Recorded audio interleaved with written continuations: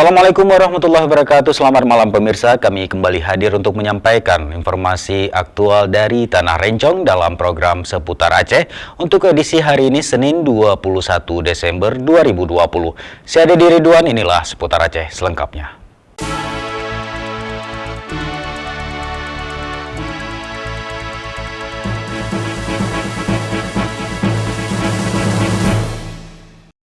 Kita awali Seputar Aceh hari ini dengan informasi Kapolda Aceh Irjen Polisi Wahyu Widada menyerahkan rumah bantuan kepada Juwairiyah, warga Duafa, Gampung Pante, Kecamatan Simpang 3, Kabupaten Pidi.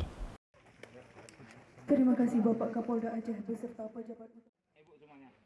Saat menyerahkan rumah kepada warga Pidi, Kapolda Aceh Irjen Polisi Wahyu Widada menyampaikan bantuan pembangunan rumah berasal dari seluruh personel Polda Aceh yang tanpa paksaan bersedekah untuk membantu sesama. Kapolda mengajak untuk membantu saudara-saudara kita yang mengalami kesulitan dengan meringankan tangan bersedekah. Sebelumnya rumah Juwairiyah janda 60 tahun tinggal bersama dengan dua anaknya di rumah yang kondisinya memprihatinkan. Atap rumah yang bocor sehingga pada saat hujan harus menampung air hujan dan waktu tidur beralas dengan kain tipis pemberian tetangga. Juwairiyah sehari-hari berprofesi sebagai buruh cuci pakaian dengan upah sebesar Rp10.000 per hari, sangat berterima kasih atas bantuan dari Polda Aceh tersebut. Kapolda sempat menyerahkan buku dan satu paket alat tulis untuk anak yang mendekati Kapolda saat akan meninggalkan rumah Juwairiyah.